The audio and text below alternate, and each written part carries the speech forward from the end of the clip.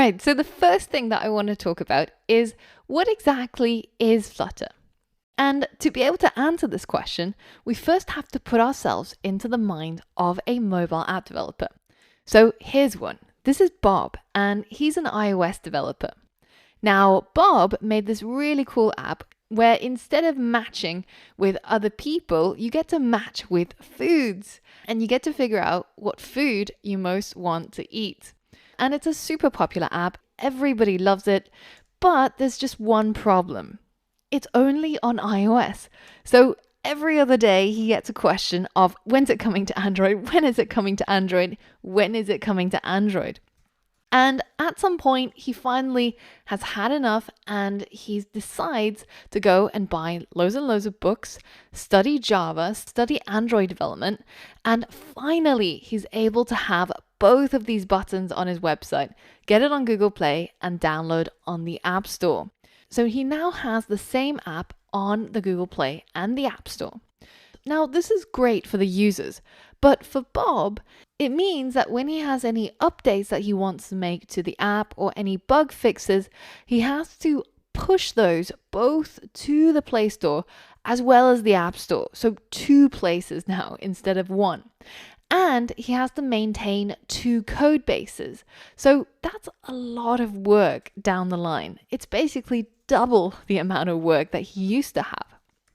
But that's not all, because he gets complaints from users saying that, hey, in your app, some of the layouts look really weird. It doesn't look right. Like, why is this button like twice the size of everything else? What is wrong with your app? Now, this is because not only does he have to support a huge array of different screen sizes and aspect ratios for the iOS ecosystem, the iPads, the iPhones, the older iPhones, but he also now has a whole bunch of Android devices. And because Android devices can be made by literally anybody, the number of different screen sizes is just massive. And it's really hard to keep on top of what are all of the different screen sizes in order to be able to design your app to look good on all of them. Now, here's where Flutter comes in. The guys at Flutter had this question. More and more so, we're seeing screens everywhere. There's screens on fridges, there's screens at the bus stop, there's screens in your mirror, and they're all different aspect ratios and different screen sizes. So why can't we create something that can intelligently and easily allow developers to design beautiful interfaces for all of these different types of screens? And this is exactly what Flutter is. It's simply a toolkit that makes it easy for developers to design beautiful interfaces for all sorts of screen sizes and devices. And it comes with a whole bunch of pre-built widgets that make it easy to lay out your app. So straightforward things such as laying out your app with rows or with columns or stacks. And it borrows some of the concepts from web design, where you can have things that are centered or have paddings and margins.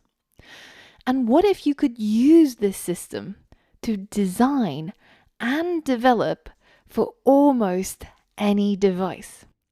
Because all that Flutter does is it asks for a blank window on the device. So be it on Android or iOS or web or desktop, all it's asking for is just a simple blank window. And what Flutter will do is it will draw onto that blank window whatever it is that needs to be rendered, and whatever animations or interactions or changes, it's all painted on by Flutter. So this means that instead of having to make iOS apps the Apple way and make Android apps the Android way, you can simply use a whole bunch of pre-built widgets from Flutter, such as a floating action button or a linear progress indicator, and you can simply put these into your app no matter which platform you're working on. And they've even designed widgets that look the part for each platform. So for example, the alerts might look like this on your Android app, but you can also specify that if your app is being run on iOS, then they should look like this, making your app look like it was created in a native way. This is how Flutter works. You get access to a whole bunch of widgets. So you can see these widgets as Lego blocks almost. And by plugging them together and customizing it, you end up with your beautiful app that can be deployed almost anywhere. Let's take a look at how easy it can be working with widgets in real life. I've created a blank app and I'm going to go ahead and add an app bar. And this is a pre-built widget, which is built by Flutter.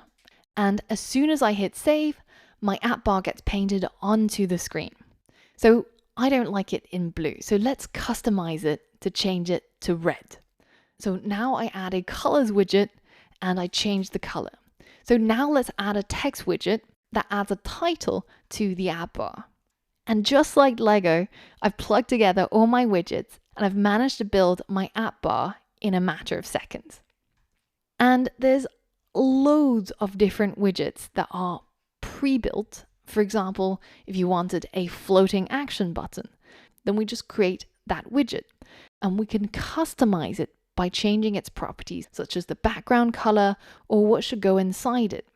Piece by piece, widget by widget, I can build up my app and customize it to my liking with very few lines of code. Now, what if I wanted some functionality? Well, I can simply create a variable to keep track of, say, the number of donuts that I've eaten in a day. And I can change my text field to embed that number variable in there. And then all that happens is when the user presses on the red button, then it will increase the number of donuts that I've eaten. And Flutter makes it incredibly easy to build a beautiful interface for our app using these widgets, as well as allowing us to customize the widgets to our liking. And finally, building functionality on top of those widgets is also as simple as updating a number of variables. And that we're going to dive into. So now that I've created my donut counter app, the best part is I can now deploy that code to all sorts of different devices and platforms without having to rewrite the code or learn a new technology, a new skill, or a new programming language.